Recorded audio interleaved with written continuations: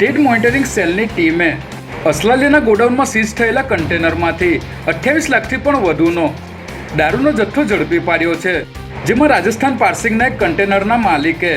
બેંકના હપ્તા ભર્યા ન હોવાની માહિતી સીઝરને મળી હતી, જેથી આ કન્ટેનર એસપી રિંગ રોડ પરથી પસાર થઈ રહ્યું હતું ત્યારે સીઝરે ડ્રાઈવરને રોકીને કન્ટેનરને પોતાના કબજામાં લઈ લીધું હતું અને બાદમાં તેને ગળવીના ફાર્મ હાઉસના ગોડાઉનમાં મૂકી દીધું હતું ત્યારે આ કન્ટેનરમાં મોટા પ્રમાણમાં દારૂનો જથ્થો હોવાની બાતમીના આધારે સ્ટેટ મોનિટરિંગ સેલની ટીમે અહીં દરોડો પાડી 28 લાખથી પણ વધુના દારૂના જથ્થા સહિત કન્ટેનર પણ કબજે કર્યું હતું.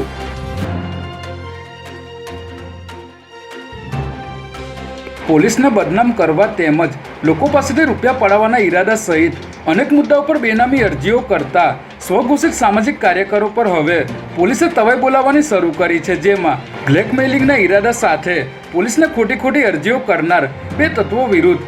ક્રાઇમ બ્રાન્ચે ગુનો દાખલ કર્યો છે. ખોટા નામ અને સરનામા સાથે આ બંને ઈસમોએ પોલીસ કમિશનરને અરજી કરી હતી, જેમાં અમદાવાદના પોલીસ સ્ટેશનોમાં ફરજ બજાવતા પીઆઈ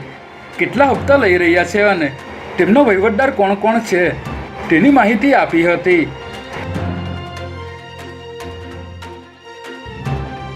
શહેરના નવરંગપુરા રેલવે ક્રોસિંગ પાસે એએમટીએસની ચાલુ બસમાંથી સીએનજી ગેસનો સિલિન્ડર નીચે પટકાયો હતો. આ સિલિન્ડરમાંથી ગેસ પણ લીક થયો હતો, જેના કારણે તાત્કાલિક મુસાફરો નીચે ઉતરી ગયા હતા.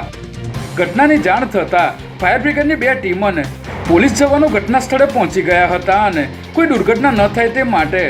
બસને કોર્ડન કરી હતી. આ એએમટીએસ બસ ગુજરાત યુનિવર્સિટીથી ઓઢવ અર્બુદા નગર તરફ જઈ રહી હતી.